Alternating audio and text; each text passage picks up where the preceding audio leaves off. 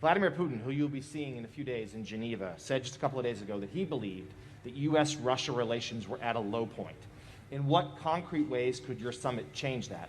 And then secondly, on the same topic, you have said previously and in the run-up to the summit that you would be unafraid to call out Russia's disruptive actions like cyber hacks, Ukraine, election interference. But you're not having a joint press conference with Putin. Why not take the chance to stand side by side with him and say those things to him with the world watching? Well, let me make it clear. I think he's right. It's a low point. And it depends on how he responds to acting consistent with international norms, which in many cases he has not. As I told him when I was running and when I got elected, before I was sworn in, that I was going to find out whether or not he in fact did engage in trying to interfere in our election, that I was going to take a look at whether he was involved in a cybersecurity breach that occurred, et cetera. And if I did, I was going to respond. I did. I checked it out, so I had access to all the intelligence. He was engaged in those activities. I did respond and made it clear that I'd respond again. With regard to, I always found, and I don't mean to suggest that the press should not know, but this is not a contest about who can do better in front of a press conference or try to embarrass each other.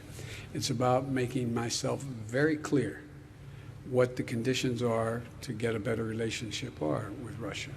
We're not looking for conflict. We are looking to resolve those actions which we think are inconsistent with international norms, number one.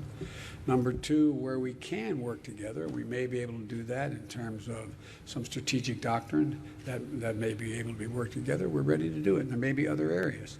There's even talk there may be the ability to work together on climate. So the bottom line is that I think the best way to deal with this is for he and I to meet, he and I to have our discussion. I know you don't doubt that I'll be very straightforward with him about our concerns. And I will make clear my view of how that meeting turned out, and he'll make clear how from his perspective, how it turned out. But I don't want to get into being diverted by did they shake hands, how far did they talk, who talked the most, and the rest. Now, he can say what he said the meeting was about, and I will say what I think the meeting was about. That's how I'm going to handle it. When you're having these conversations with European allies who are very concerned about these sanctions, how do you justify that? And what are your plans to 120 days. Give me a break. Need time. I'm sorry I'm going to get in trouble with staff if I don't do this the right way. Jennifer Jacobs, Bloomberg. How are your meetings going in Cornwall, Mr. President?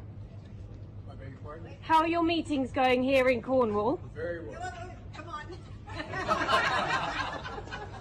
Nice to meet you.